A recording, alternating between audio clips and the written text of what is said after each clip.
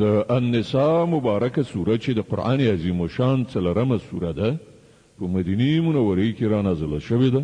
106 مبارک آیاتونه لري. تلاوت او پښتو ترجمه یې له 12 آیت څخه اورئ. اعوذ بالله من الشیطان الرجیم. پناه وړم الله تعالی شړل شوي شیطان څخه. بسم الله الرحمن الرحیم. د الله په نوم چې ډیر زیات مهربان پورا رحم لرونکی دی. ولكم نصف ما ترك أزواجكم إن لم يكن لهن ولد فإن كان لهن ولد فلكم الربع مما تركوا من بعد وصية يوصين بها أو دين ولهن الربع مما تركتم إن لم يكن لكم ولد فإن كان لكم ولد فلهن الثمن مما تركتم من بعد وصية توصون بها أو دين وإن كان رجل يورث كلالة أو امرأة وله أخ أو أخت فلكل واحد منهما السدس فإن كانوا أكثر من ذلك فهم شركاء في الثلث من بعد وصية يوصى بها أو دين غير مضار وصية من الله والله عليم حليم. او ستاسې ښځو چې څه پریښي وي د هغه نیمایي برخه تاسې ته رسیږي که اولاد یې نه وي او که اولاد یې وي بیا د ترکې څلورمه برخه ستاسې ده.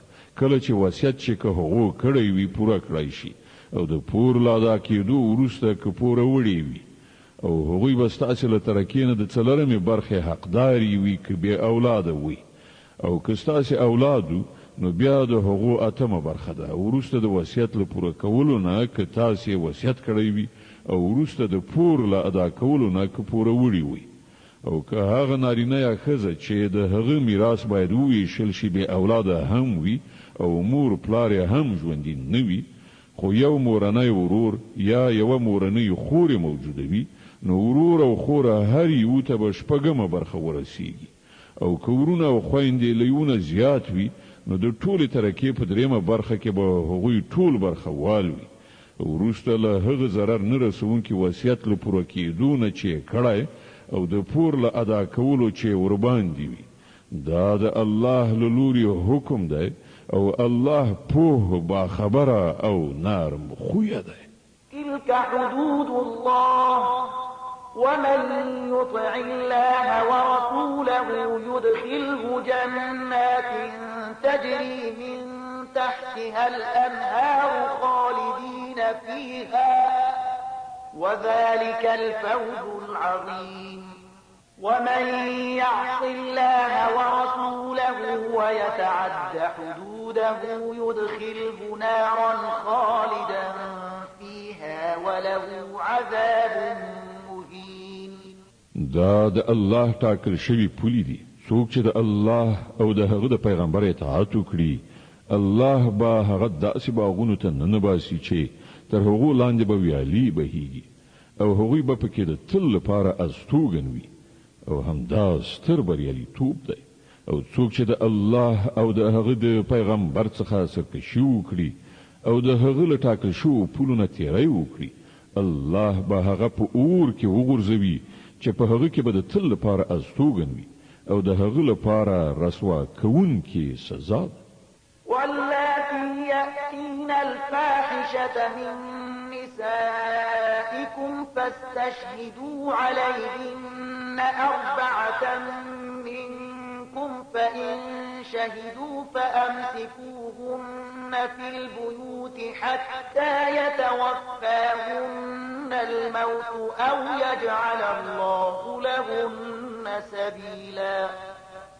ستاسو له ښځو نه چې څوک بدلمنې وي پر هغو باندې له تاسو څخه 4 شاهدان ونیسئ او که 4 کسان شاهدي ووایي نو هغوی په کورونو کې بندیانې کړئ تر هغه پورې چې هغو ته مرګ راشي یا الله د هغو لپاره څه لاره برابره کړي. واللذان يأتيانها منكم فآذوهما فإن تابا وأصلحا فأعرضوا عنهما إن الله كان توابا رحيما. او له تاسو نه چې څوک د دې فعل مرتکب شي نو هغوی دواړه وزوروي بیا که هغو توبه ویستله او ځانونه اصلاح کړل نو هغوی پرېږدي چې الله ډېر ښه توبه قبلونکی او رحم کوونکی دی. إنما التوبة على الله للذين يعملون السوء بجهالة ثم يتوبون من قريب فأولئك يتوب الله عليهم وكان الله عليما حكيما. هو په دې پوه شئ چې پر الله باندې د توبې قبلولو حق د هغو کسانو لپاره دی چې د ناپوهۍ له امله کوم بد عمل ورڅخه صادر شي او ورپسې سم د لاسه توبه وباسي. داسې خلکو ته بیا الله د خپل مهربانۍ په نظر پاملرنه کوي او الله له ټولو خبرو خبردار دی او د حکمت او پوهې څښتن دی. وليست التوبة للذين يعملون السيئات حتى إذا حضر أحدهم الموت قال إني تبت الآن ولا الذين يموتون وهم كفار أولئك أعتدنا لهم عذابا أليما. خو د هغو خلکو لپاره توبه نشته چې پرلپسې بد کارونه کوي تر دې پورې چې کله له هغو نه د یو تن د مرګ نیټه رارسیږي نو په هغه وخت کې وایي چې اوس مې توبه ویستله. او همدغه راز د هغو کسانو لپاره هم توبه نشته چې د مرګ تر وخته پورې په کفر کې پاتې شي. د دغه ډول خلکو لپاره خو موږ دردناکه سزا تیاره کړې ده. يا أيها الذين آمنوا لا يحل لكم أن ترثوا النساء كرها ولا تعبدوهن لتذهبوا ببعض ما آتيتموهن إلا أن يأتين بفاحشة مبينة وعاشروهن بالمعروف فإن كرهتموهن فعسى أن تكرهوا شيئا ويجعل الله فيه خيرا كثيرا. اے مؤمنانو ستاسو لپاره دا روانه ده چې د زور له لارې ځان د ښځو وارثان جوړ کړئ او نه دا روا ده چې هغوی وربړوي او د هغه مهر د یوې برخې د وهلو هڅه وکړئ چې تاسې هغو ته ورکړی. هو که هغوی د کوم ښکاره ناکاره چلند کوونکي وي نو بیا تاسې ارومرو د هغو د تنګولو حق لرئ. له هغو سره په ښه چلند ژوند تیر کړئ. که ستاسې هغوی نه خوښیږي نو کېدای شي چې تاسې به یو شی نه خوښیږي خو الله به په هغه کې ډېرې ښېګڼې ایښې وي.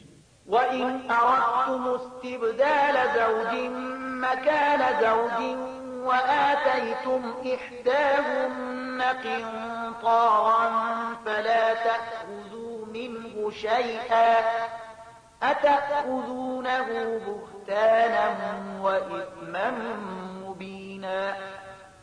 او که تاسې د یوې ښځې پر ځای د بلې ښځې راوستلو اراده وکړئ نو که تاسې هغې ته په پنډونو مال هم ورکړی وي له هغه نه بیرته هیڅ شی مه اخلئ. آیا تاسې په تور ټپلو او څرګند ظلم کولو هغه بیرته اخلئ؟ وكيف تأخذونه وقد أفضى بعضكم إلى بعض وأخذن منكم ميثاقا غليظا. او تاسې به هغه په څه شان اخلئ په داسې حال کې چې تاسې یو د بل سره په مینه اوسېدلي او هغوی له تاسې څخه پخه وعده اخیستې ده. ولا تنكحوا ما نكح آباؤكم من النساء إلا ما قد سلف إنه كان فاحشة ومقتا وساء سبيلا. او له کومو ښځو سره چې ستاسې پلرونو نکاح کړي وي له هغو سره هیڅکله نکاح مه کوئ، خو څه چې مخکې شوي دي هغه شوي دي. په حقیقت کې دا یو د شرم کار دی، ناوړه دی او بد چلند دی. حرمت عليكم أمهاتكم وبناتكم وأخواتكم وعماتكم وخالاتكم وبنات الأخ وبنات الأخت وأمهاتكم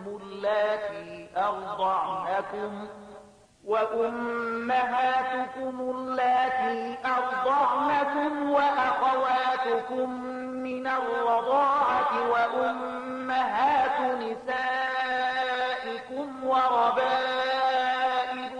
اللاتي في حجوركم من نسائكم اللاتي دخلتم بهن وربائبكم اللاتي في حجوركم من نسائكم اللاتي دخلتم بهن فإن لم تكونوا دخلتم بهن فلا جناح عليكم وحلائل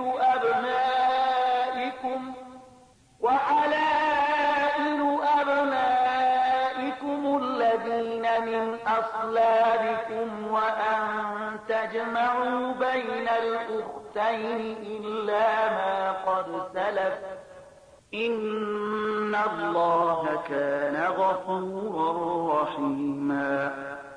پر تاسې حرام کړای شوې ستاسې میندې، لونې، خویندې، ترېندې، توړیګانې، ورېرې، خورزې او ستاسې هغه میندې چې تاسې ته یې شودې درکړې وي، او ستاسې د تی شریکې خویندې، او ستاسې د ښځو میندې، او ستاسې د ښځو هغه لونې چې ستاسې په غېږو کې پالل شوي وي، د هغو میرمنو لونې چې ستاسې ورسره د میړه میرمنې اړیکه راغلي وي، او که یوازې نکاح ورسره تړل شوي وي او د میړه میرمنې تماس مو نه وي نیولی، نو د هغو په پرېښودلو او د هغو له لونو سره په نکاح کولو کې پر تاسې څه ګناه نشته. او ستاسې د هغو زامنو میرمنې چې ستاسې له پشت نه وي، او دا هم پر تاسې حرامه ده چې په یو نکاح کې دوه خویندې یو ځای کړئ، خو چې مخکې څه شوي هغه شوي دي. الله بخونکی او رحم کوونکی دی.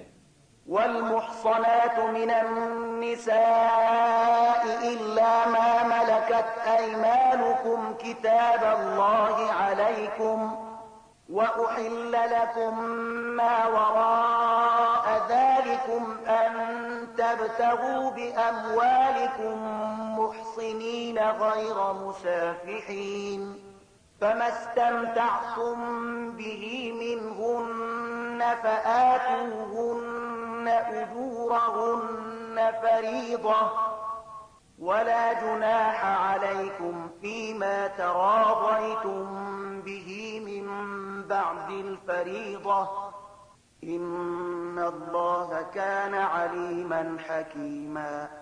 او هغه ښځې هم پر تاسې حرامې دي چې د کوم بل چا په نکاح کې وي، البته هغه ښځې له دې نه مستثنا دي چې په جنګ کې درته په لاس درغلي وي.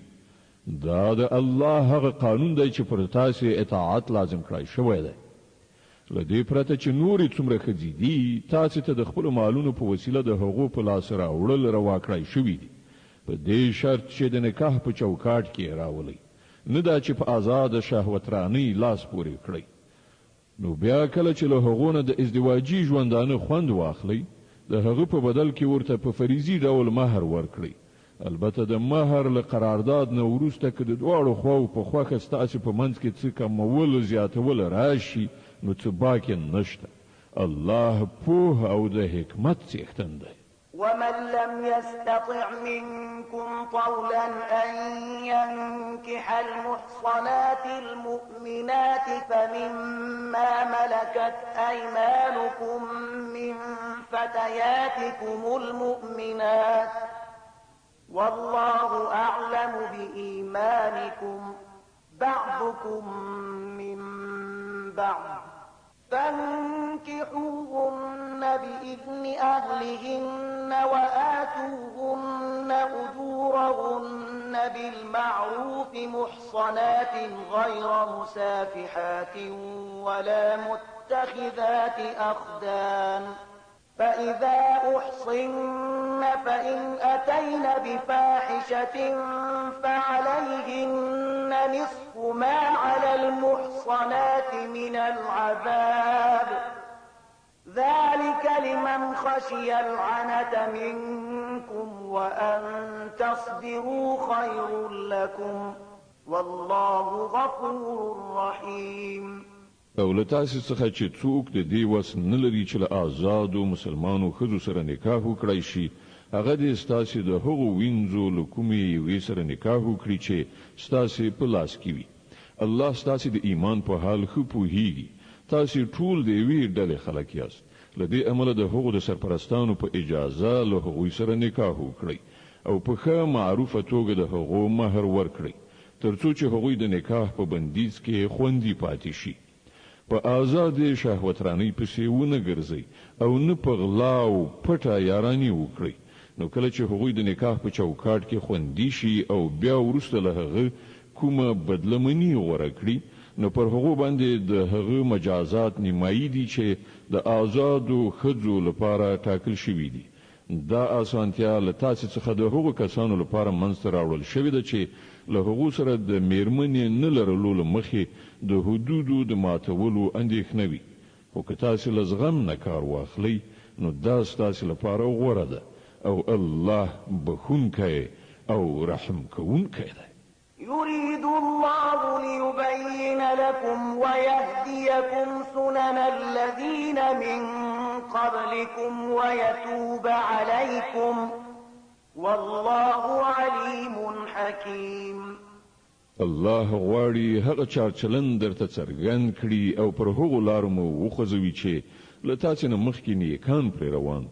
هغه ستاسو لوري ته د خپل رحمت ته پاملرنې اراده لري او هغه هم د پوهې خاوند دی او هم د حکمت. والله يريد أن يتوب عليكم ويريد الذين يتبعون الشهوات أن تميلوا ميلا عظيما. هو الله تاسو ته رحمت سره پاملرنه کول غواړي. کوم خلک چې د خپل نفسي غوښتنو پیروي کوي هغوی دا غواړي چې تاسو له سمې لارې نه ډیر لرې شئ. يريد الله أن يخفف عنكم وخلق الإنسان ضعيفا. الله پر تاسو د بندیزونو آسانول غواړي ځکه چې انسان به وسه یعنی ضعیف هست کړی شوی دی.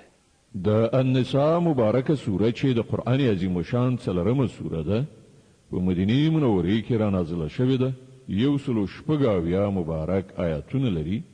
تلاوت او پښتو ترجمه یې له 9 آیت څخه اورئ. يا أيها الذين آمنوا لا تأكلوا أموالكم بينكم بالباطل إلا أن تكون تجارة عن تراض منكم ولا تقتلوا أنفسكم إن الله كان بكم رحيما. اے مؤمنان په خپل منځو کې یو د بل مالونه په ناروا توګه مخوري. راکړه ورکړه دې د دواړو خواو په خوښۍ سره وي او خپل ځانونه مو وژنئ. باور ولرئ چې الله پر تاسو مهربان دی. ومن يفعل ذلك عدوانا وظلما فسوف نصليه نارا وكان ذلك على الله يسيرا. څوک چې په ظلم او تیری سره داسې وکړي هغه به ارومرو مونږ اور ته ننباسو او دا د الله لپاره څه ګران کار نه دی. إن تجتنبوا كبائر ما تنهون عنه نكفر عنكم سيئاتكم وندخلكم مدخلا كريما. که تاسې له هغو سترو ګناهونو څخه ډډه وکړئ چې تاسې ورڅخه منع کیږئ، نو ستاسې وړې وړې ګناهوې به موږ له حسابه وغورځوو او تاسې به د عزت ځای ته ننباسو. ولا تتمنوا ما فضل الله به بعضكم على بعض، للرجال نصيب مما اكتسبوا وللنساء نصيب مما اكتسبن، واسألوا الله من فضله إن الله كان بكل شيء عليما. او څه چې الله له تاسې نه ځینو ته د ځینو نورو په پرتله زیات ورکړي دي، د هغو هیله مه کوئ. د نارینهو برخه د هغو د کړو وړو سره سمه او د ښځو برخه د هغو د کړو وړو سره سمه ده. هو، له الله څخه د هغه د فضل دعاګانې غواړئ. په دې کې شک نشته چې الله په هر څه پوه دی. ولكل جعلنا موالي مما ترك الوالدان والأقربون والذين عقدت أيمانكم فآتوهم نصيبهم إن الله كان على كل شيء شهيدا. او موږ د هرې هغې ترکې حقداران ټاکلي دي چې مور او پلار او خپلوان یې پرېږدي. اوس پاتې شول هغه خلک چې له هغو سره ستاسې لوز او تړون وي، نو د هغو برخه ورکړئ. بېشکه چې الله په هر څه څارونکی دی.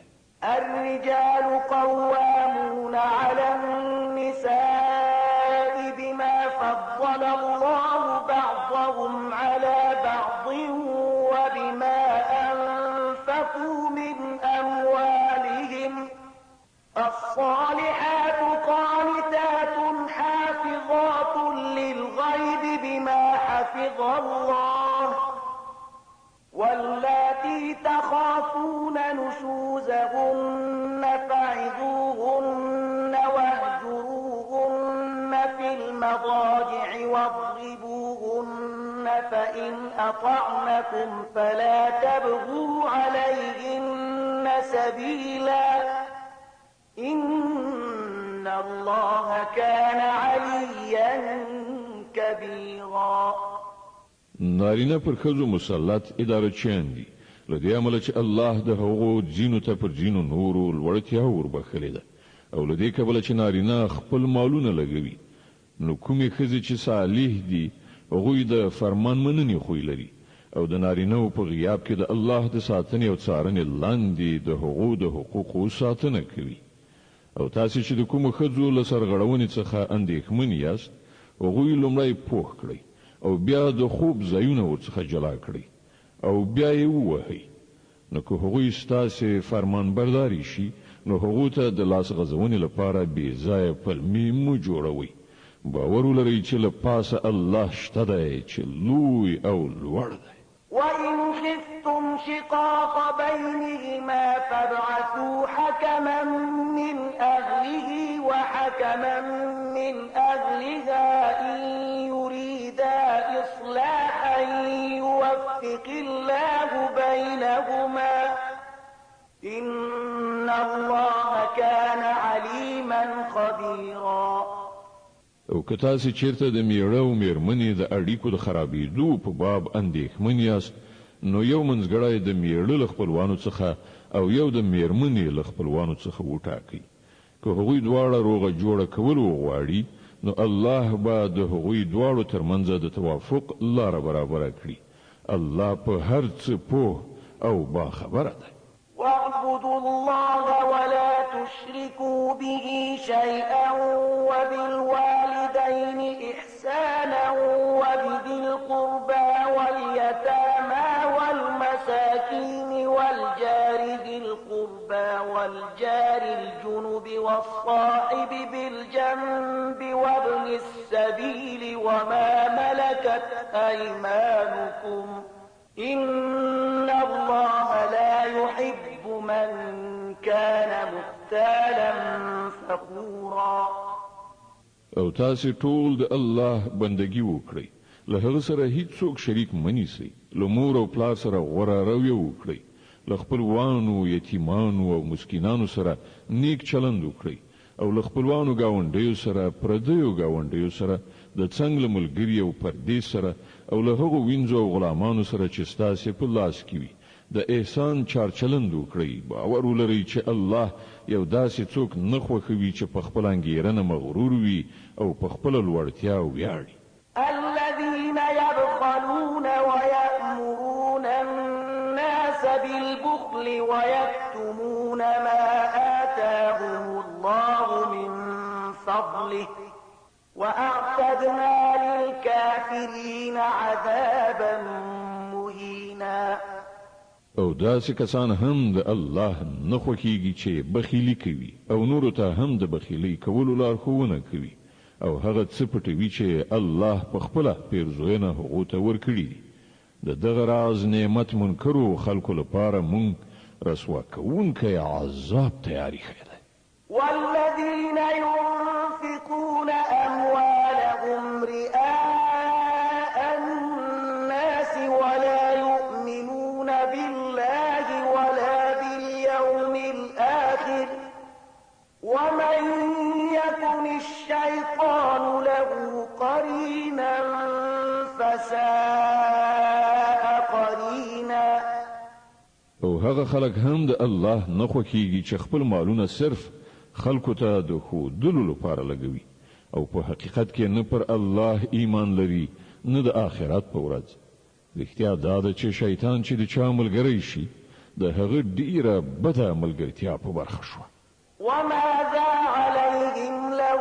آمنوا بالله واليوم الآخر وأنفقوا مما رزقهم الله وكان الله بهم عليما پر دغه خلکو به څه بلا نازله شوی و که دوی پر الله او د آخرت په ورځ ایمان راوړای وای او څه چې الله ورکړي دی له هغو نه لګولی وای که دوی داسې کولای نو الله څخه د دوی د نیکی حالت پټ نه پاتې کیږي إن الله لا يظلم مثقال ذرة وإن تك حسنة يضاعفها ويؤت من لدنه أجرا عظيما الله پر هیڅ چا د یوې ذرې په اندازه هم ظلم نه کوي څوک چې یو نیکی وکړي الله هغه دوه چنده کوي او بیا له خپل لوري څخه ستر ثواب ور په برخه کوي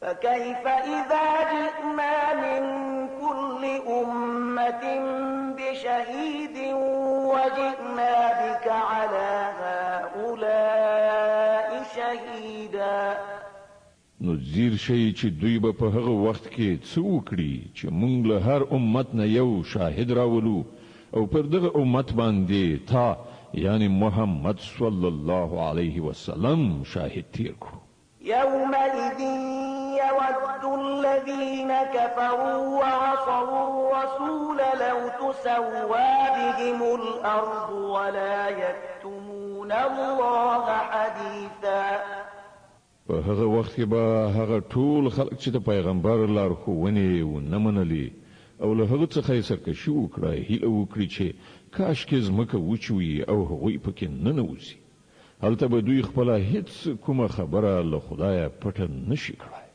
يا أيها الذين آمنوا لا تقربوا الصلاة وأنتم سكارى حتى تعلموا ما تقولون ولا جنبا إلا عابري سبيل حتى تغتسلوا وإن كنتم مرضى أو على سفر أو جاء أحد منكم من الغائط أو لامستم النساء فلم تجدوا ماء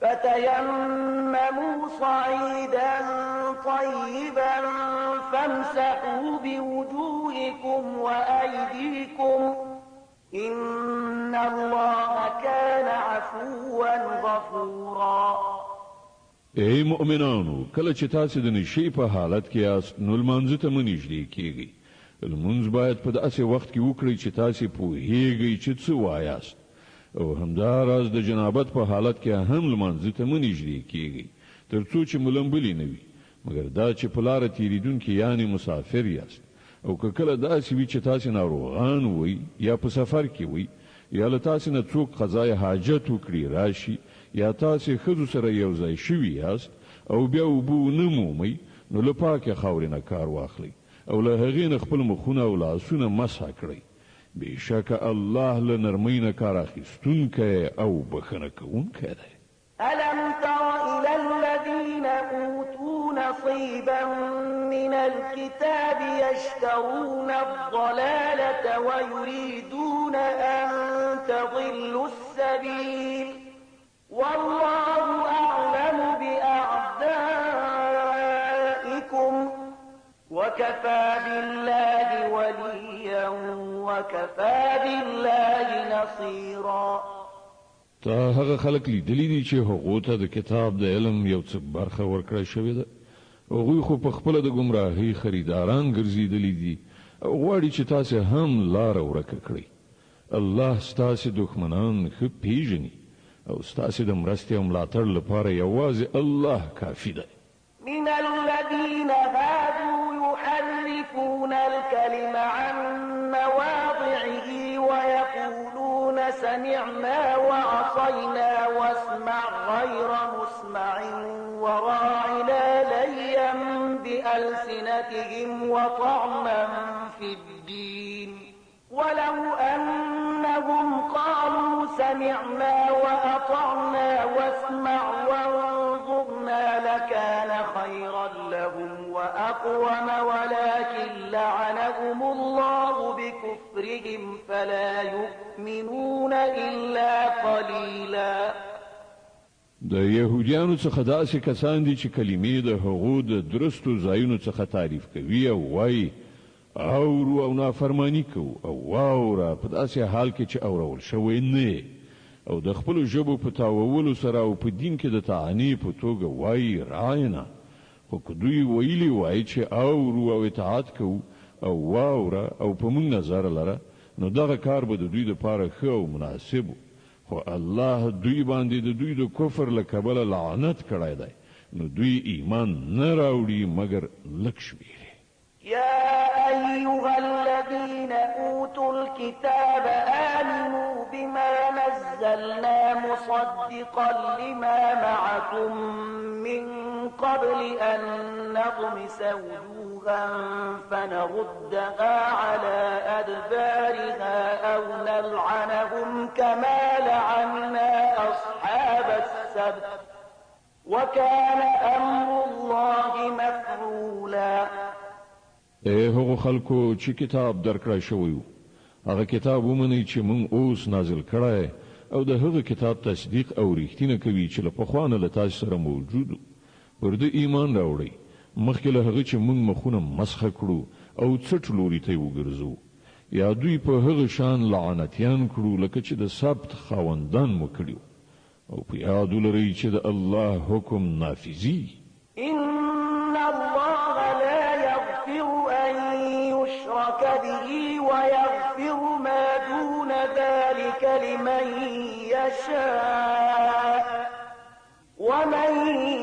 يشرك بالله فقد افترى إثما عظيما الله یوازې شرک نه بخي د دین پرته چې نور هر څومره ګناوي دي چې د چاته خوښه شي وربخي چا چې الله سره کوم بل څوک شریک وګاڼه هغه ډیر غټ دروغ غوټه کړل او د ډیر لوی ګناه خبره وکړه ألم تر إلى الذين يزكون أنفسهم بل الله يزكي من يشاء ولا يظلمون فتيلا تا هغه خلک لیدلی دي چې د خپل زیات پاک نفسي غوري وهي په داسې حال کې چې سپېڅلتیا خو چې الله چاته وغواړي ور په برخه کوي او پر هغو دی وی ذری په اندازه هم ظلم نکي انظر كيف يفترون على الله الكذب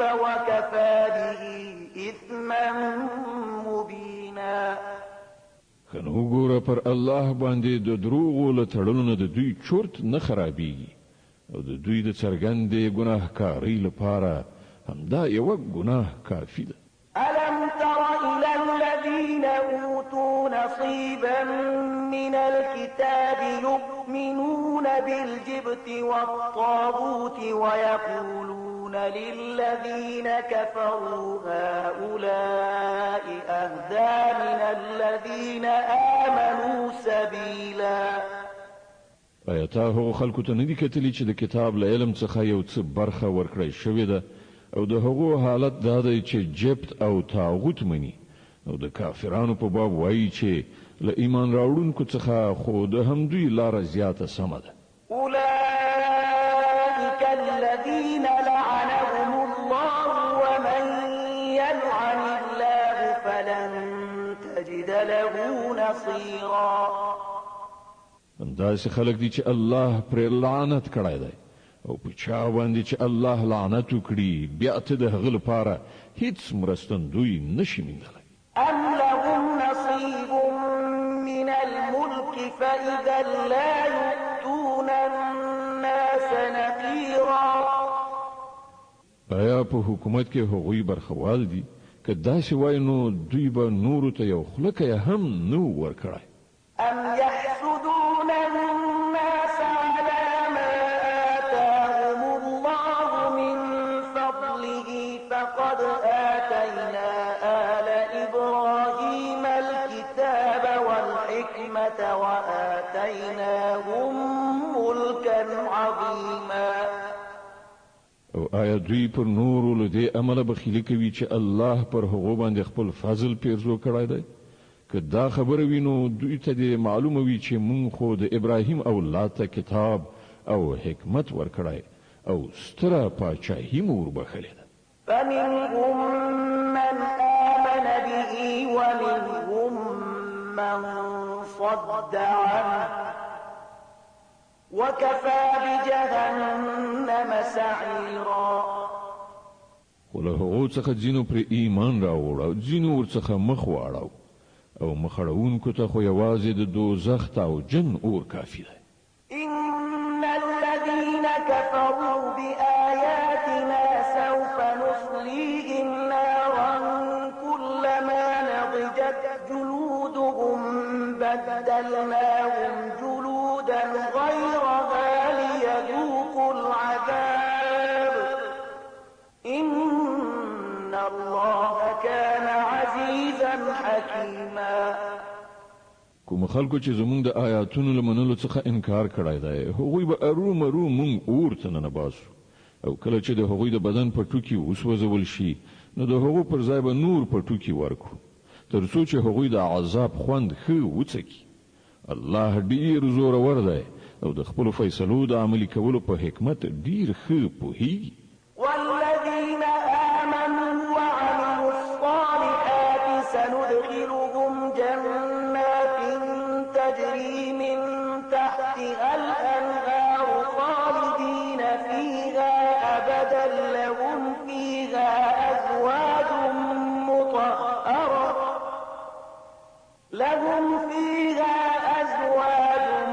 مطهرة وندخلهم ظلا ظليلا. او کوم خلکو چې زمونږ آیاتونه منلي او غوره عملونه کړی دي هغوی به مونږ داسې باغونو ته ننباسو چې تر هغو لاندې به ویالې بهیږي هلته به هغوی د تل لپاره اوسیږي او هغو ته به سپېڅلې میرمنې په برخه شي او هغو ته به مونږ په ګڼو سیورو کې استوګنه ورکړو. إن الله يأمركم أن تؤدوا الأمانات إلى أهلها وإذا حكمتم بين الناس أن تحكموا بالعدل إن الله نعم ما يعظكم به إن الله كان سميعا بصيرا. مسلمانانو الله تاسو ته حکم کوي چې امانتونه د هغو اهل ته وسپارئ او کله چې د خلکو په منځ کې فیصله کوي نو په عدالت سره وکړي. الله تاسو ته ډیر لوی نصیحت کوي او په باوري ډول الله هر څه اوري او ویني. د النساء مبارکه سوره چې د قران عظیم شان څلورمه سوره ده په مدینه منوره کې را نازله شوې ده. 160 مبارک آیاتونه لري. تلاوت او پښتو ترجمه یې له 950 آیت څخه اوري. يا أيها الذين آمنوا أطيعوا الله وأطيعوا الرسول وأولي الأمر منكم فإن تنازعتم في شيء فردوه إلى الله والرسول إن كنتم تؤمنون بالله واليوم الآخر ذلك خير وأحسن تأويلا.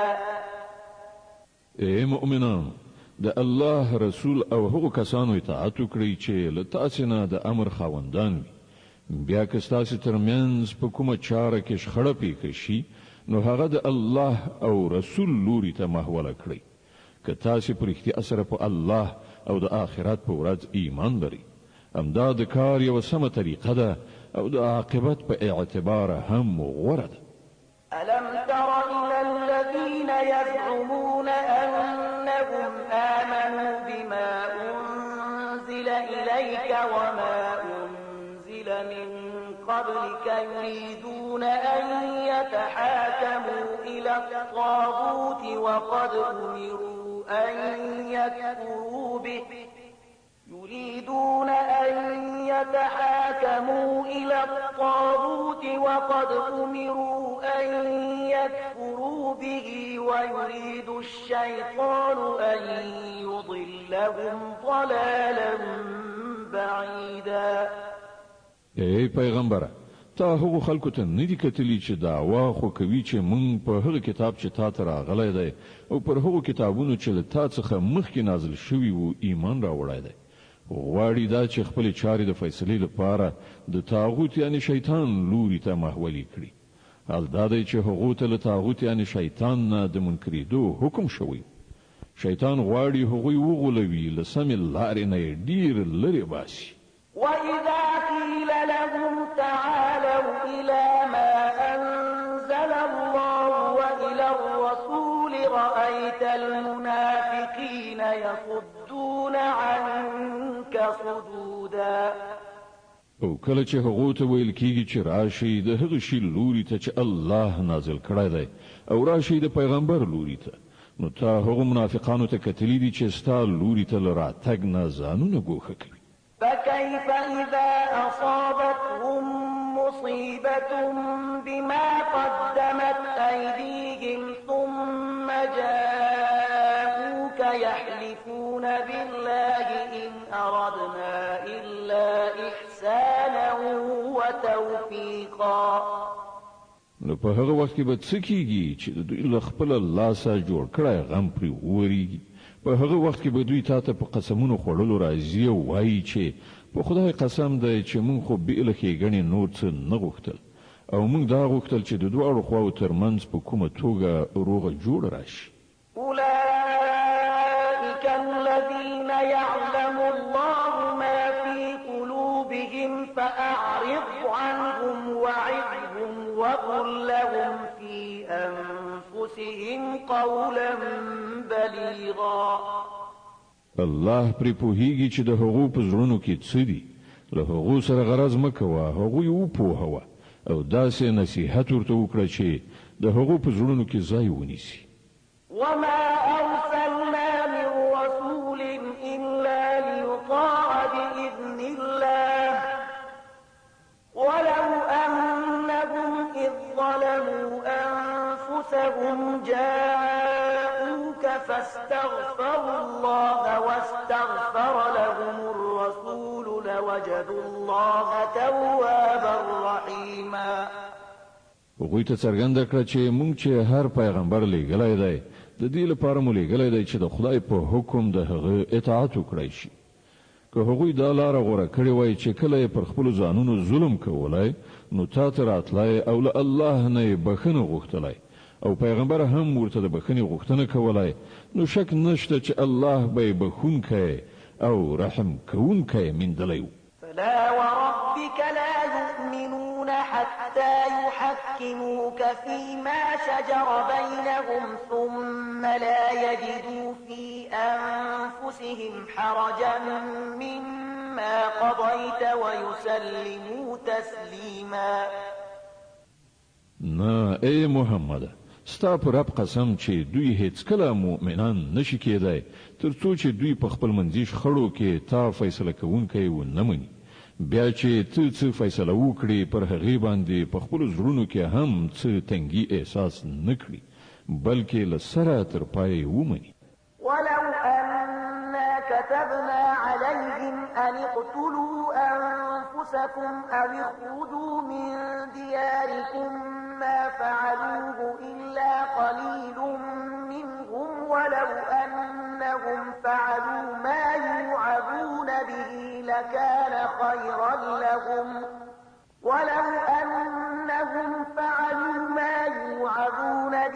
لكان خيرا لهم وأشد تثبيتا وإذا لآتيناهم من لدنا أجرا عظيما ولهديناهم صراطا مستقيما. کوم هغه ته حکم کړی وای چې خپل ځانونه ووژني یا له خپل کورونو څخه ووځي، نو له هغه څخه به ډیرو لږو کسانو پر عمل کړی وای. په داسې حال کې کوم نصیحت چې هغه ته کول کیږي که دوی پر هغه عمل کړی وای، نو دا به د دوی لپاره د ډیر خوالي او زیاتې ډاډینې موجب و.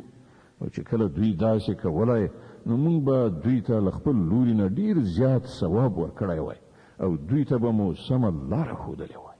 ومن يطع الله والرسول فأولئك مع الذين أنعم الله عليهم من النبيين والصديقين والشهداء والصالحين وحسن أولئك رفيقا. څوک چې د الله او پیغمبر اطاعت وکړي، دوی به د هغو خلکو ملګری وي چې پر هغو باندې الله پیرزوینه کړې ده، یعنی پیغمبران، صدیقان، شهیدان او صالحان. څومره ښه ده دا ملګرتیا چې چاته په برخه شي. ذلك الفضل من الله وكفى بالله عليما. دا حقیقي پیرزوینه ده چې د الله له لوري کیږي او د حقیقت پوهنې لپاره یوازې د الله علم کافي دی. يا أيها الذين آمنوا خذوا حذركم فانفروا ثبات أو انفروا جميعا. ای مؤمنانو، هر وخت د مقابلې لپاره چمتو اوسئ. بیا چې څنګه وخت مومئ، د بیلابیلو ټولګیو په توګه ووځئ یا یو موټی. وإن منكم لمن ليبطئن فإن أصابتكم مصيبة قال قد أنعم الله علي إذ لم أكن معهم شهيدا. هو هر څوک چې له تاسې نه داسې وي چې له جګړې نه ځان ګوښه کوي، که پر تاسې کوم مصیبت راشي، نو وایي الله پر ما باندې لویه مهرباني وکړه چې زه له دې خلکو سره لاړ نه شوم. ولئن أصابكم فضل من الله ليقولن كأن لم تكن بينكم وبينه مودة يا ليتني كنت معهم فأفوز فوزا عظيما. او که د الله له لوري پر تاسې لورینه وي، نو وایي او په دا شانې وایي چې د چا خبره ستاسې او د هغه تر منځه د دوستۍ خو له سره کومه اړیکه نه وه، چې کاش کې زه هم له هغو سره وای، نو پوره کار به مې برابر شوی. فليقاتل في سبيل الله الذين يشرون الحياة الدنيا بالآخرة ومن يقاتل في سبيل الله فيقتل أو يغلب فسوف نؤتيه أجرا عظيما. داسې خلکو ته د ښکاروي چې د الله په لاره کې جنګېدل هغو خلکو ته په کار دي چې د آخرت په بدل کې د دنیا ژوند خرڅوي. نو چې د الله په لاره کې وجنګېږي او ووژل شي یا برلاس شي، هغه ته به مونږ ارومرو ستر ثواب ور په برخه کړو. وما لكم لا تقاتلون في سبيل الله والمستضعفين من الرجال والنساء والولدان الذين يقولون ربنا أخرجنا من هذه القرية الظالم أهلها واجعل لنا من لدنك وليا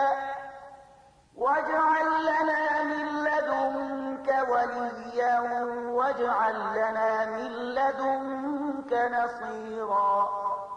اخر څه دلیل دی چې تاسو د الله په لار کې د هغو بېوسې نارینهو ښځو او ماشومانو په خاطر نه جنګیږئ چې کمزوري کړای شوي دي، تر فشار لاندې نیول شوي دي او فریادونه کوي چې خدایه موږ له دې وطنه چې اوسیدونکي ظالمان دي وباسي او له خپل لوري نه زموږ کوم سرپرست او مرستندوی پیدا کړي.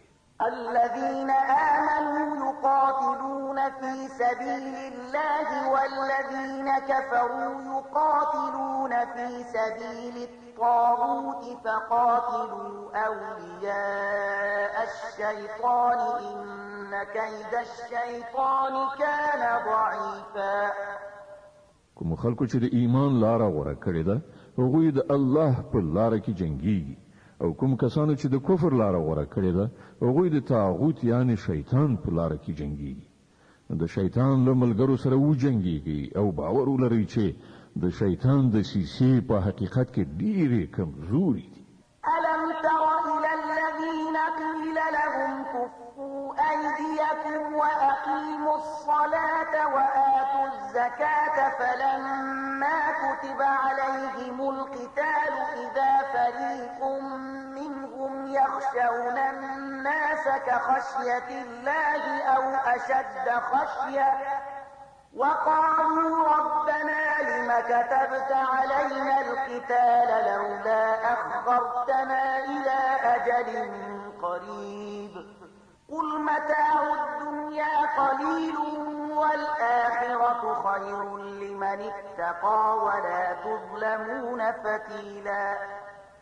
تا هغو خلکو ته کتلی دي چې هغو ته ویل شوي وو چې خپل لاسونه له جنګ نه منع کړئ، لمونځ قایم کړئ او زکات ورکړئ. اوس چې هغو ته د جنګېدو امر وشو نو له هغو څخه یوه ډله له خلکو څخه داسې ویریږي لکه څنګه چې د خدایه ویره پکار ده یا له دې نه هم څه زیاته.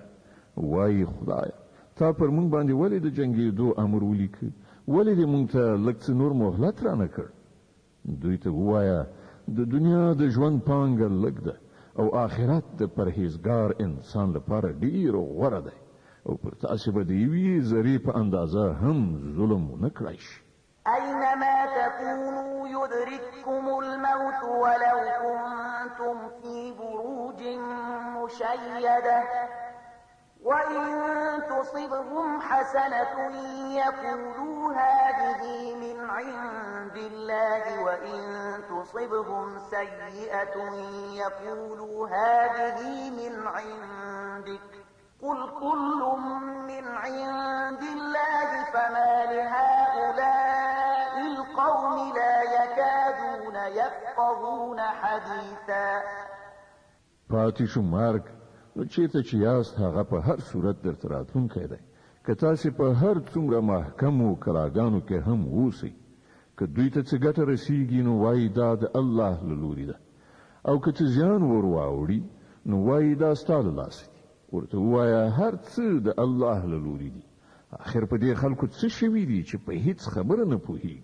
ما أصابك من حسنة فمن الله وما أصابك من سيئة فمن نفسك وأرسلناك للناس رسولا وكفى بالله شهيدا. اے انسان تا ته چې هر ښېګڼه در رسیږي دا د الله په پیرزوینه رسیږي او په کوم غم چې اخته کیږي هغه ستا د خپلو کړو وړو له امله دی. اے محمد صلی الله علیه وسلم مونږ ته د خلکو لپاره د پیغمبر په حیث لیږلی او په دې باندې د خدای شاهدي کافي ده. من يطع الرسول فقد أطاع الله ومن وتولى فما أرسلناك عليهم حفيظا.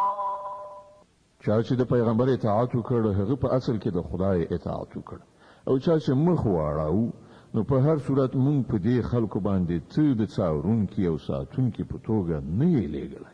ويقولون طاعة فإذا برزوا من عندك بيت طائفة منهم غير الذي تقول والله يكتب ما يبيتون فأعرض عنهم وتوكل على الله وكفى بالله وكيلا. هغوی په خوله وایي چې مونږ فرمان بردار یو خو کله چې ستا له څنګ نه لرې کېږي نو د هغوی یوه ډله د شپې له مخې سره راټولېږي ستا د خبرو په خلاف مشورې کوي.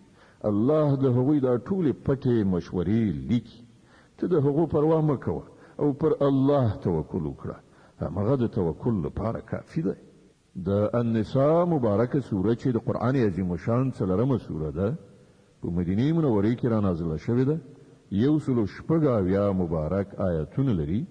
تلاوت او پښتو ترجمه یې له 82 آیت څخه اوري. أفلا يتدبرون القرآن ولو كان من عند غير الله لوجدوا فيه اختلافا كثيرا. آیا دا خلق قرآن ته نظر کیږي که دا د الله نه پرته د کوم بل شالو لوري وای نو په دې کې به ډیر څه ګډ وډ بیان موندل کېده.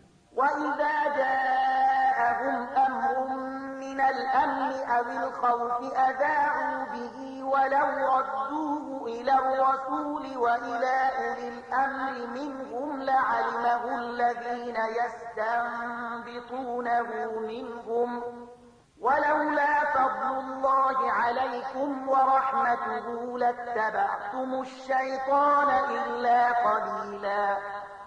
دوی چې کله کوم د ډاډ یا ویرې خبره واوري هغه خبروي په داسې حال کې چې دوی هغه پیغمبر او د خپل ډلې مسؤلو کسانو ته ورسوي نو پر هغه به داسې ډول خلک وپوهیږي چې د دوی په منځ کې د دې خبرې صلاحیت لري چې له هغې څخه سمه نتیجه واخیستلی شي.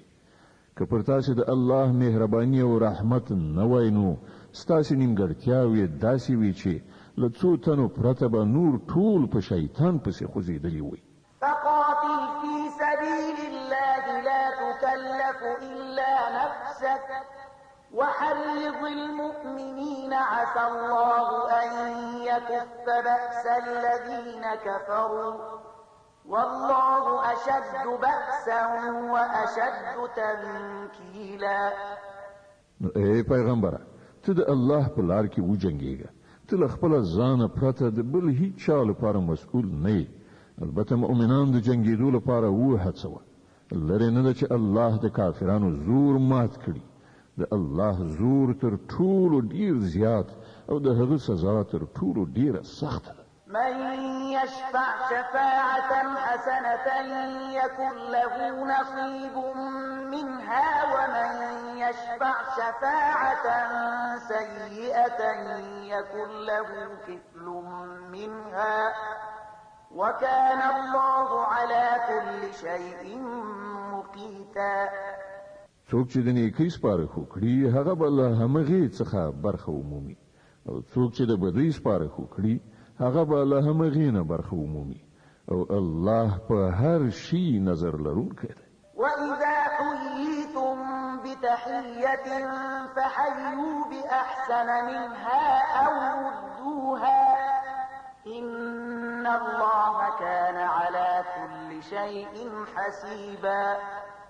او څوک چې په درناوي سره تاسو ته سلام واچوي نو هغه ته له هغې نه په ښه توګه ځواب ورکړئ یا لږ تر لږه په همغه شان. الله د هر شي حساب اخیستونکی دی. الله لا إله إلا هو ليجمعنكم إلى يوم القيامة لا ريب فيه ومن أصدق من الله حديثا. الله هغه دی چې له هغه پرته هیڅ کوم بل خدای نشته.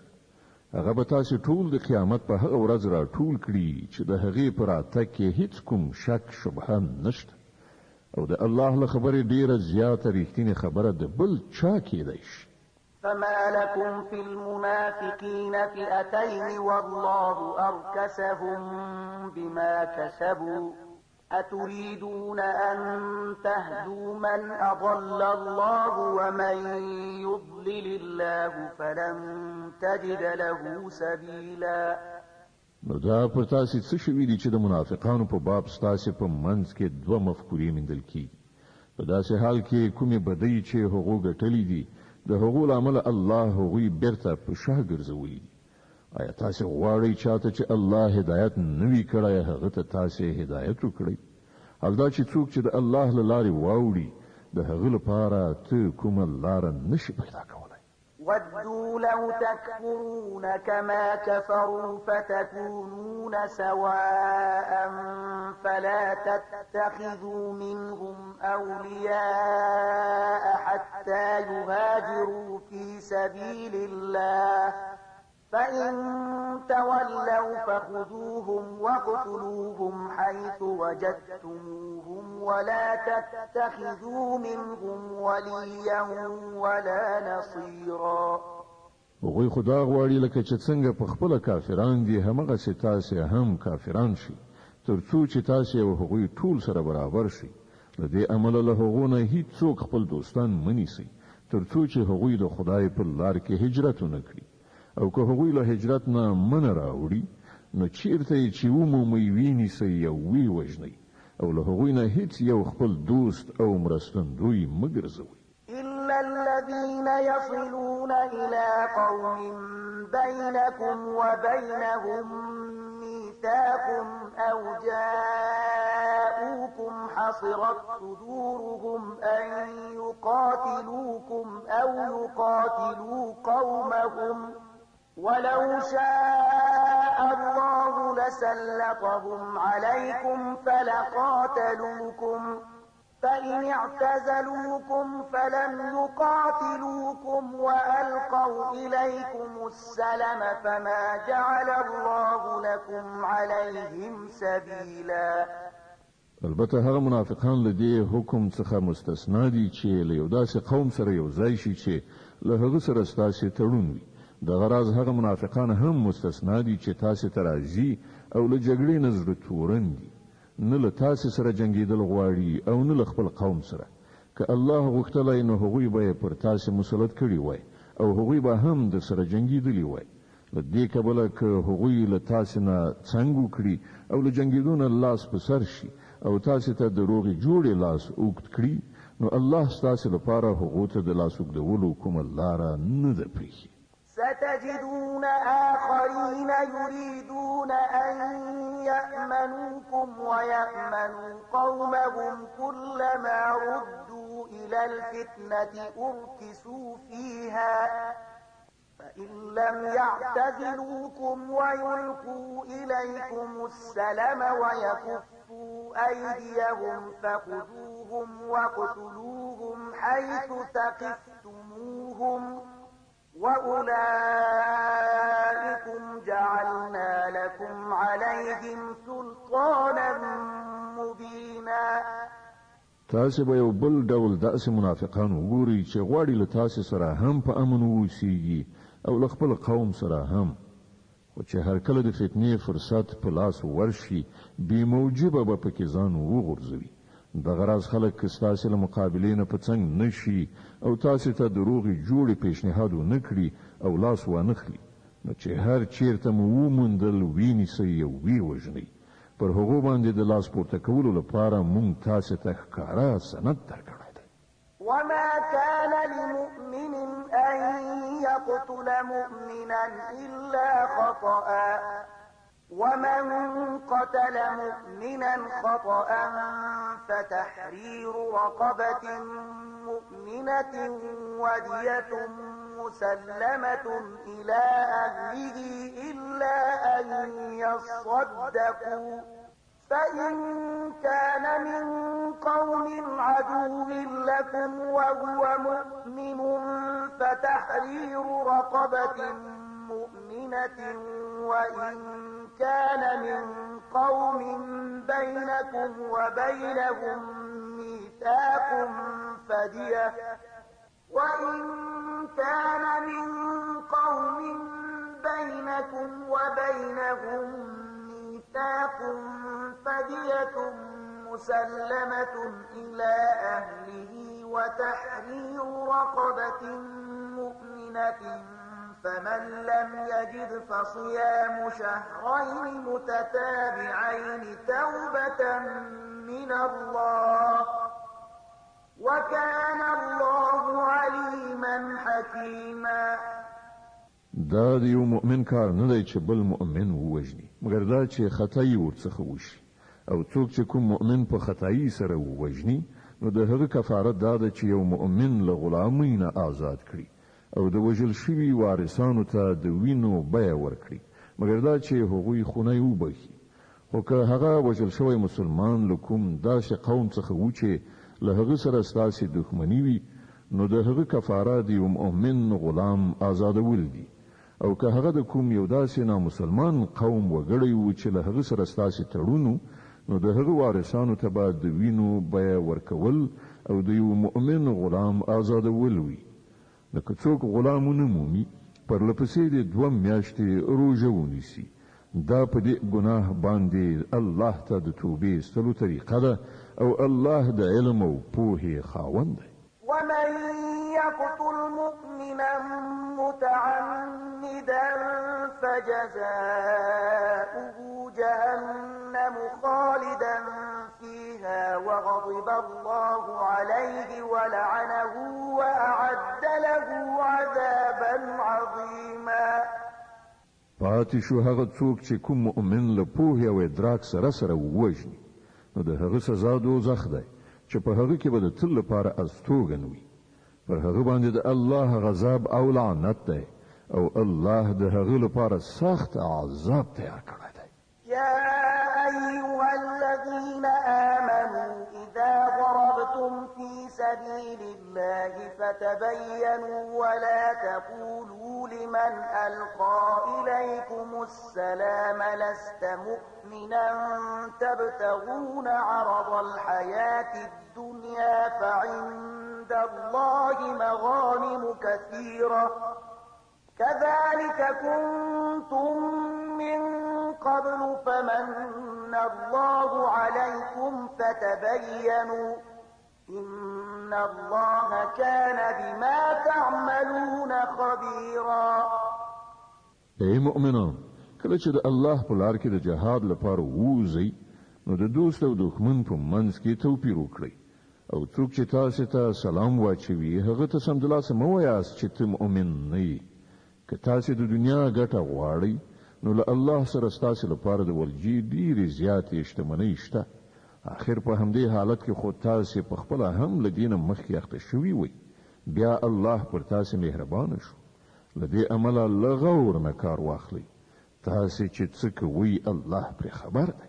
لا يستوي القاعدون من المؤمنين غير أولي الضرر والمجاهدون في سبيل الله بأموالهم وأنفسهم فضل الله المجاهدين بأموالهم وأنفسهم على القاعدين درجة وكلا وعد الله الحسنى وفضل الله المجاهدين على القاعدين أجرا عظيما درجات منه ومغفرة ورحمة وكان الله غفورا رحيما. له مسلمانانو څخه هغه کسان چې بې عذره په خپل کورونو کې ناست دي او هغه کسان چې د الله په لار کې په سر او مال جهاد کوي د دواړو حیثیت یو شان نه دی. الله د ناستو په پرتله د هغو کسانو درجه چې په سر او مال جهاد کوي ډیره لوړه ګرځولې ده که څه هم له هر یو سره الله د ښېګڼې وعده کړې ده خو د هغه په وړاندې د مجاهدینو د خدمتونو بدله له ناستو کسانو څخه ډیره زیاته ده. د هغو لپاره د الله لخوا سترې درجې دي او بخښنه او رحمت دی او الله لوی بخښونکی او رحم کوونکی دی. إن الذين توفاهم الملائكة ظالمي أنفسهم قالوا فيم كنتم قالوا كنا مستضعفين في الأرض قالوا ألم تكن أرض الله واسعة فتهاجروا فيها فأولئك مأواهم جهنم وساءت مصيرا. کوم خلکو چې پر خپل نفسونو ظلم کاوه پرېختو له هغو څخه د هغو د ساخیستلو په وخت کې پوښتنه وکړه چې تاسو په څه حال کې اخته وئ. هغوی جواب ورکړ چې موږ په ځمکه کې کمزوري او مجبورو. پرېختو وویل آیا د خدای ځمکه پراخه نه وه چې تاسو په هغې کې هجرت کړی وای؟ دا هغه خلک دي چې استوګنځی دوزخ دی او هغه ډیر بد استوګنځی دی. إلا المستضعفين من الرجال والنساء والولدان لا يستطيعون حيلة ولا يهتدون سبيلا فأولئك عسى الله أن يعفو عنهم وكان الله عفوا غفورا. هو کوم نارینه ښځې او ماشومان چې په رښتیا بې وسې دي او د وتلو کومه لاره او وسیله نه مومي کېدای شي چې الله هغو ته بښنه وکړي. الله لوی بخښونکی او تېرېدونکی دی. د النساء مبارکه سوره چې د قرآن عظیم شان 4مه سوره ده په مدینې منورې کې را نازله شوې ده. 106 مبارک آیاتونه لري. تلاوت او پښتو ترجمه یې له سلم آیات څخه اورئ. ومن يهاجر في سبيل الله يجد في الأرض مراغما كثيرا وسعة ومن يخرج من بيته مهاجرا إلى الله ورسوله ثم يدركه الموت فقد وقع أجره على الله وكان الله غفورا رحيما. څوک چې د الله په لاره کې هجرت وکړي هغوی به په ځمکه کې د پناه اخیستلو ډیر ځایونه او د ژوند تیرولو لپاره ډیره پراخي ومومي. او څوک چې له خپل کوره د الله او پیغمبر خواته د هجرت کولو لپاره وځي بیا په لاره کې ورته مرګ راشي د هغه ثواب د الله په نزد ثابت شو. الله ډیر بخښونکی او رحیم دی. وإذا ضربتم في الأرض فليس عليكم جناح أن تقصروا من الصلاة إن خفتم أن يفتنكم الذين كفروا إن الكافرين كانوا لكم عدوا مبينا. او کله چې تاسو په سفر ووتلی نو څه باک نشته که په لمانځه کې لنډوالی وکړئ. په تیره بیا کله چې تاسو سره دا ویروي چې کافران به مو وځوروي ځکه چې هغوی په ښکاره څرګنده ستاسې دښمنۍ ته ملا تړلې ده. وإذا كنت فيهم فأقمت لهم الصلاة فلتقم طائفة منهم معك وليأخذوا أسلحتهم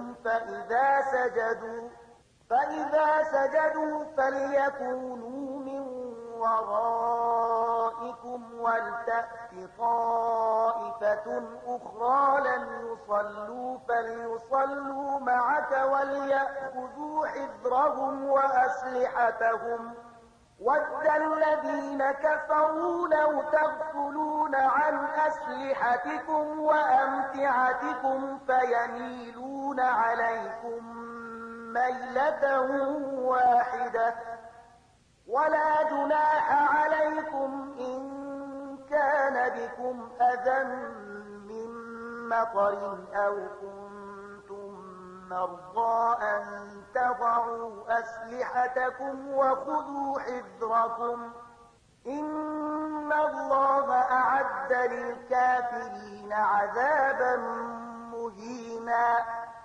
او ای پیغمبر کله چې ته د مسلمانانو په منځ کې او د جنگ په حالت کې له هغو سره په لمانځه ولاړې نو په کار ده چې له هغو سره یو ډله له تا سره ودرېږي او وسله دې اخیستې وي، بیا چې کله هغوی سجده وکړه نو په وروسته دې لاړ شي او هغه بله ډله چې تر اوسه یې لمونځ نه دی کړی را دې شي له تا سره دې لمونځ وکړي او هغه دې هم تیار سي او په وسله سمبال وسي، ځکه چې کافران دې ته څارو دي چې که تاسې له خپلو وسلو او خپلو تجهیزاتو نه لږ شان غافل شي نو هغوی به پر تاسې یو وار توی شي.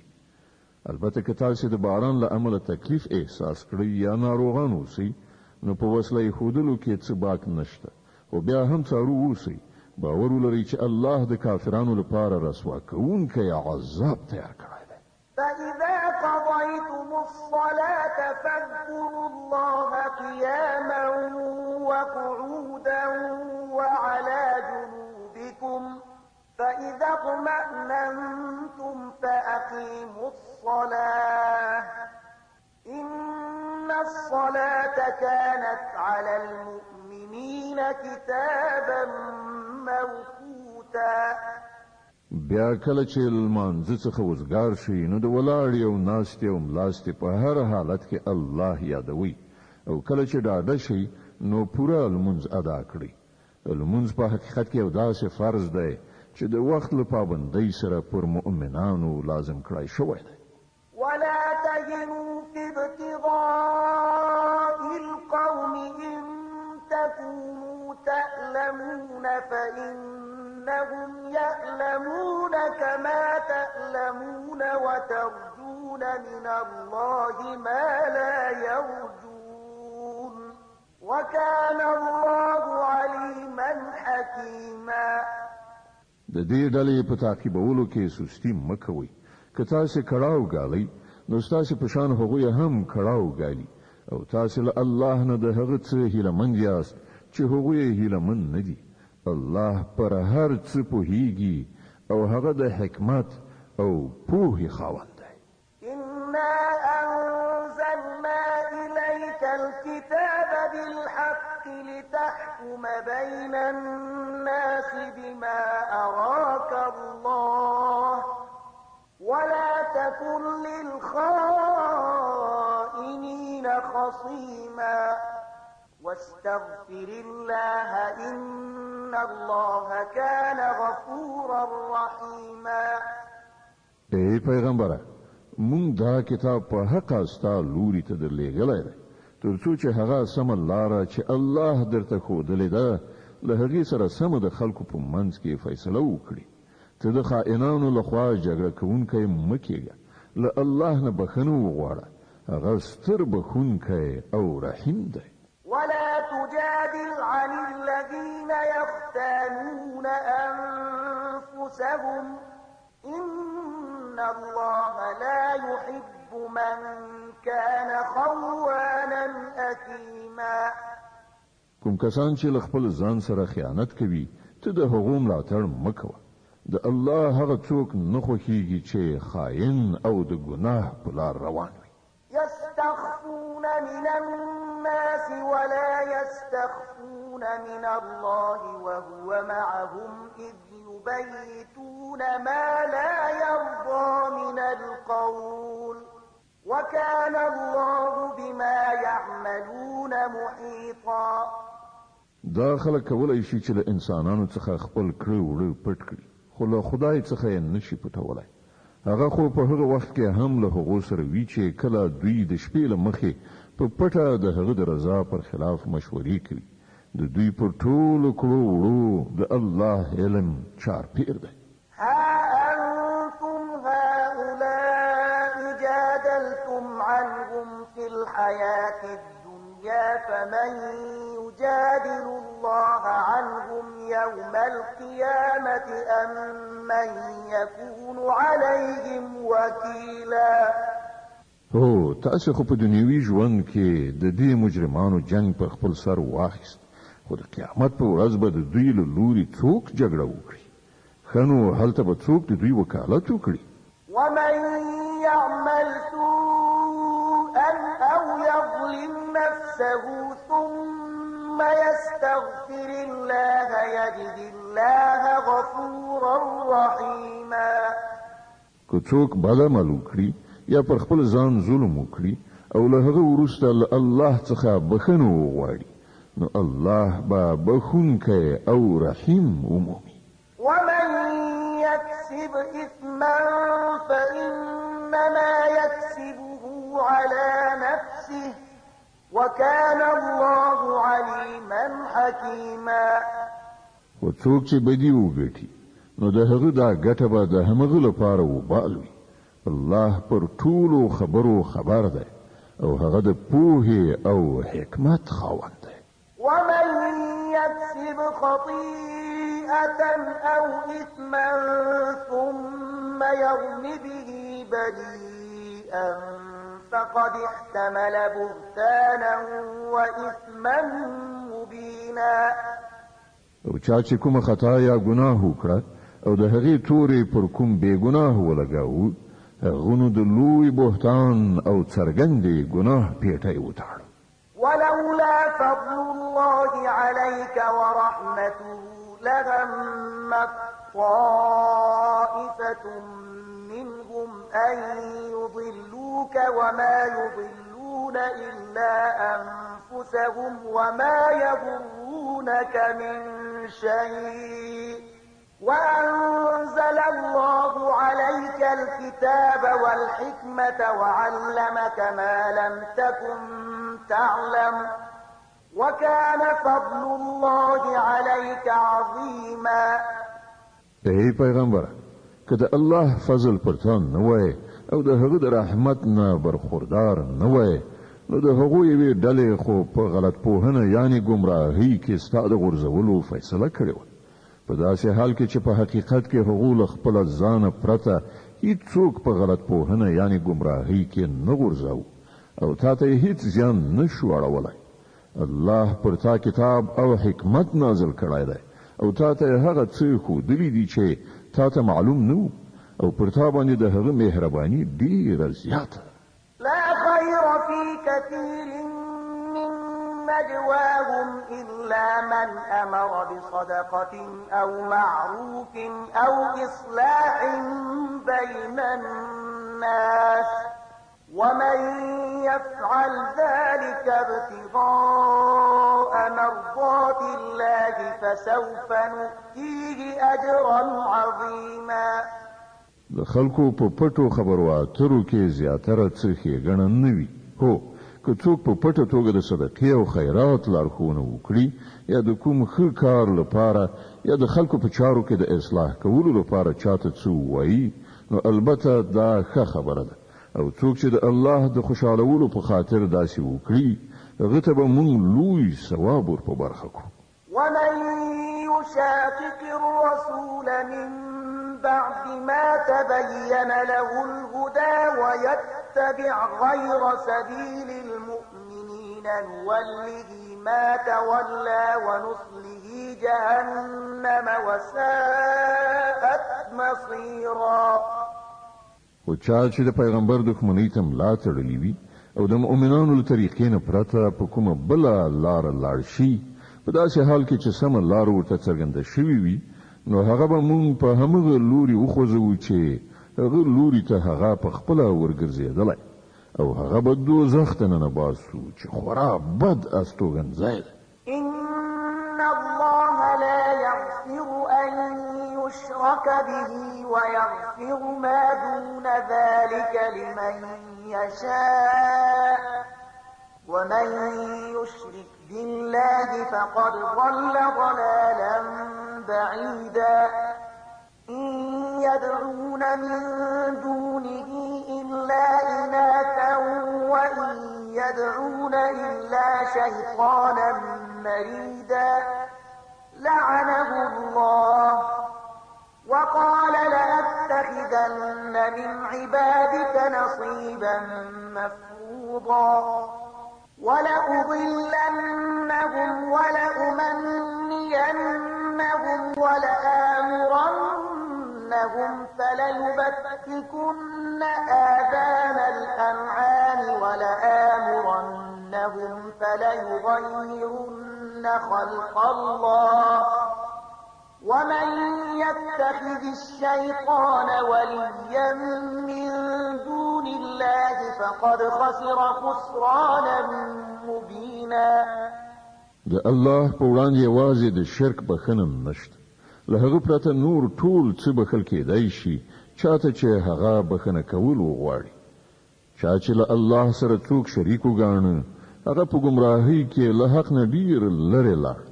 هغوی له خدایه پرته د ښځینه بتانو بندګي کوي. هغوی هغه باغي شیطان معبود ګرځوي چې الله هغه لعنتي کړی دی. هغوی د هغه شیطان اطاعت کوي چې هغه الله ته ویلي و چې زه به ستا له بندګانو نه یوه ټاکلې برخه واخلم. زه به هغوی منحرف کړم. زه به هغوی په هیلو کې واچوم. زه به هغو ته امر وکړم او هغوی به زما په امر د څارویو غوږونه څیرې کړي. او زه به هغو ته امر وکړم او هغوی به زما په امر په خدایي ساخت کې رد و بدل راوړي. چا چې دا شیطان د الله په ځای خپل ولی او سرپرست ونیاوه هغه په ښکاره زیان کې وغورځېد. يعدهم ويمنيهم وما يعدهم الشيطان إلا غرورا. هغه له دې خلکو سره وعدې کوي او هغوی په هیلو کې اچوي. خو د شیطان ټولې وعدې له غولولو پرته نور څه نه دي. أولئك مأواهم جهنم ولا يجدون عنها محيصا. د دې خلکو استوګنځای دوزخ دی چې له هغه نه به دوی د ژغورنې هیڅ لاره ونه مومي. والذين آمنوا وعملوا الصالحات سندخلهم جنات تجري من تحتها الأنهار خالدين فيها أبدا وعد الله حقا ومن أصدق من الله قيلا. پاتې شول هغه خلک چې ایمان راوړي او ښه کارونه وکړي. نو موږ به هغوی داسې باغونو ته ننباسو چې تر هغو لاندې به ویالې بهیږي او هغوی به پکې د تل لپاره استوګن وي. دا د الله رښتینې وعده ده او له الله نه به زیات څوک په خپله خبره کې رښتینی وي. ليس بأمانيكم ولا أماني أهل الكتاب من يعمل سوءا يجز به ولا يجد له من دون الله وليا ولا نصيرا. د چارو عاقبت نستاسې په هیلو پورې تړلی دی نه د اهل کتابو په هیلو پورې. هر څوک چې بد وکړي د هغه سزا به ومومي او د الله په مقابله کې به د ځان لپاره هیڅ کوم ملاتړ او مرستندوی ونه شي موندلی. ومن يعمل من الصالحات من ذكر أو أنثى وهو مؤمن فأولئك يدخلون الجنة ولا يظلمون نقيرا. او څوک چې ښه عملونه وکړي که هغه نارینه وي او که ښځه په دې شرط چې هغه مؤمن وي نو همداسې خلک به جنت ته ننوځي او د یوې ذرې په اندازه به د هغو په حق کې ظلم ونه شي.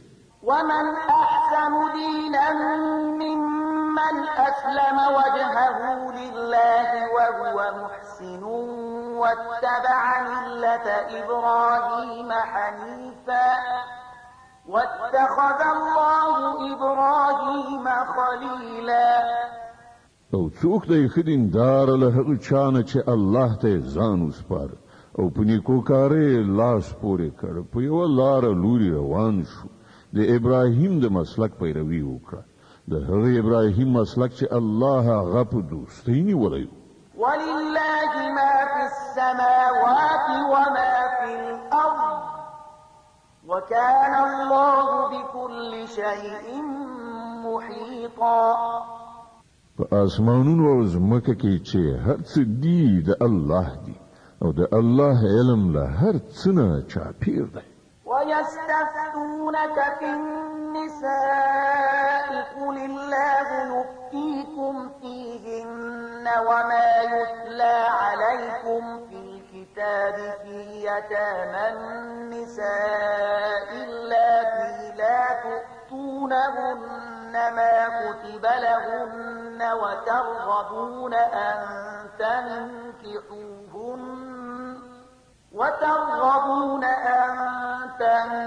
تنكحوهن والمستضعفين من الولدان وأن تقوموا لليتامى بالقسط وما تفعلوا من خير فإن الله كان به عليما. خلق لتانه د خځو په باب فتوا غواړي وایا الله تاسو ته د هغو په باب فتوا درکوي او د دې ترڅنګ هغه حکمونه هم درزده کوي چې له پخوا راهیسې تاسو ته په دې کتاب کې اورول کیږي، یعنی د هغو یتیمو نجونو په باب حکمونه چې تاسو د هغو حقوق نه ورکوي او غواړي چې نکاح ورسره وکړي، او د بیوزلو بیوسې ماشومانو په باب حکمونه. الله تاسو ته لارښوونه کوي چې د یتیمانو په حق کې په عدالت ولاړ اوسئ او تاسو چې کومه ښېګڼه وکړئ هغه به د الله له علم نه پټه پاتې نشي. صدق الله العظیم. الله ستر رښتیا ویونکی دی.